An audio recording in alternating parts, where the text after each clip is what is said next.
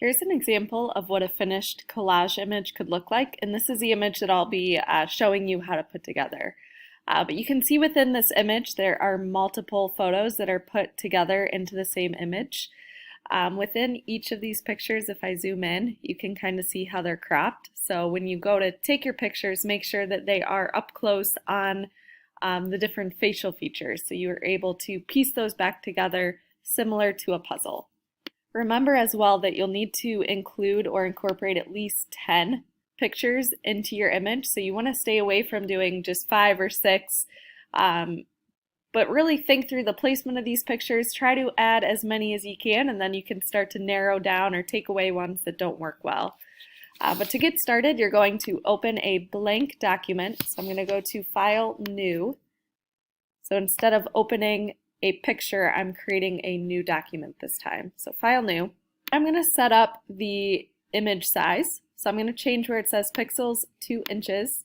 And I would just use a regular paper size to get started, unless you want to work with maybe a square or something like that. But for now, I'm just going to do an 8.5 by 11, which is just a regular paper size. Up to you if you want it vertical or horizontal. Make sure your resolution, though, is set to 300. That way you have a good quality sized image. And then I'm going to hit create, and it's going to open a new document. And from here, I'm just going to begin placing my pictures. So I'm going to go to File, Place Linked, and this is where you'll find the images that you're going to work with. So mine are under collage example, so I have a bunch of different pictures here to choose from. With your photos, you may or may not have taken them in order. Some are going to be further back, some are going to be closer together, but I would start just kind of piecing together the image like a puzzle.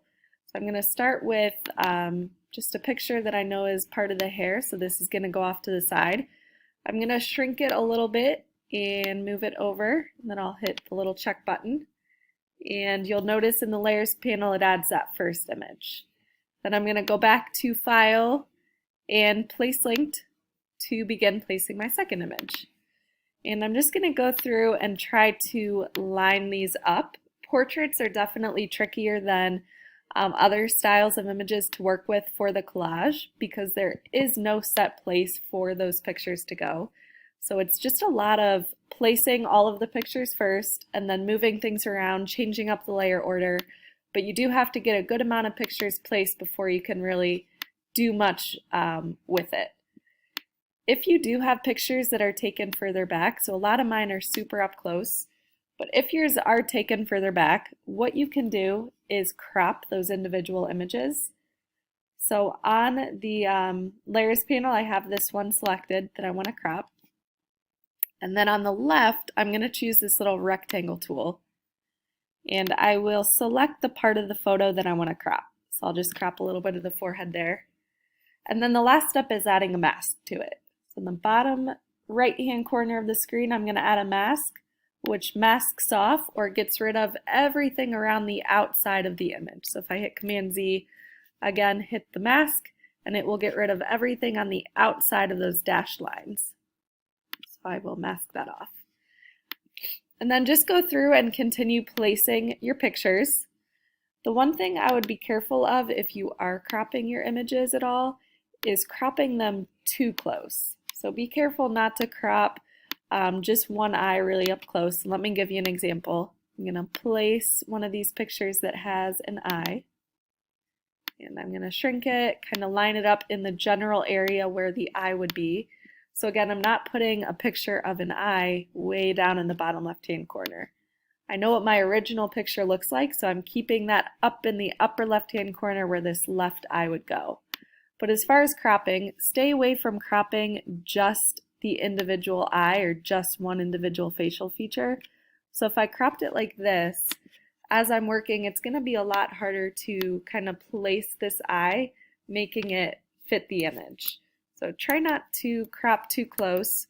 If you do crop part of the facial feature like this, make sure that you have something or some part of the background, or maybe part of the nose, part of the eyebrow. So again, it's not just really close on the eyebrow. I have the eyebrow and the eye in the same image.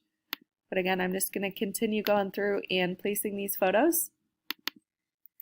And then we'll come back and look at moving around the placement, changing up the size a little bit. So I'm going to pause this, add a little bit more, and then we'll look at the placement.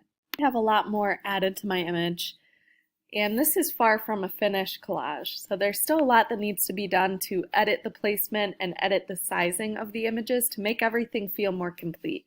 Again, here's the example of the finished collage.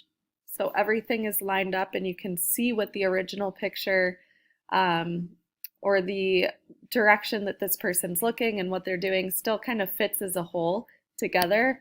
Whereas what I have here is just my images randomly placed. I haven't thought about how everything fits together or the placement of things yet. So very important to spend your time thinking about the placement of your photos for the collage. But right now I'm going to focus on the eyes first. I have all these eyes in the general area where they should go, but I do want them a little bit closer together so it doesn't look like it's a person with 3 separate eyes. So within these, I can maybe have a little bit more overlap. I can also play around with the order of the eyes, so I might want this one to go on top of my image in the background. So I'm just going to slide this photo all the way up to the top layer and think about the placement there. So this was actually the left eye in the image, so I can maybe try to line things up a little bit better that way. So I have just this one image off to the side, and then maybe this image I can bring to the front again and have that stand out. So here's the 2 main eyes that are in my image. So I'm going to make those 2, for the most part, line up. One thing to stay away from is having different sizes of the facial features. So if this eye is this size, I wouldn't want the right eye to be huge. So I wouldn't want this to look like the image has a giant eye, or I wouldn't want to make the nose or the lips too big within the image. Otherwise it's going to feel out of proportion and you're not going to be able to really connect the image as a whole. So try to keep everything a consistent size as you're working. And now that I have these 2 eyes kind of lined up, I'm going to look at the placement of the nose. So maybe some of these can get shifted down a little bit. These lips feel a little bit small, so I can make those a little bit bigger. This picture is almost overlapping a little bit too much of what I have going on. So if I click on this image, I'm able to find the layer that's highlighted in the layers panel to move it around. So I'm just going to slide this down to the bottom and put that more in the background behind everything. And these lips I can kind of move over to more of where they would actually be. And then find another lip picture and just, again, I'm not going to line it up completely so that it matches and looks like there's one photo. I still want it to look like there's some overlap. So I might move this little piece of the lips up a little bit. And then with the hair, I can kind of slide some of these images around. Here's another eye and eyebrow. Maybe I can show part of this eye coming behind my other image as well. So again, a lot of this is just playing around with the placement, playing around with the size of things, maybe crop certain images. You might have some photos that you can hide. So you might not use all of the photos that you added at first, and that's okay. So maybe this nose here I can hide or move. I might hit Command T to make it a little bit bigger to blend in with what I have. So I can move that off to the side a little bit.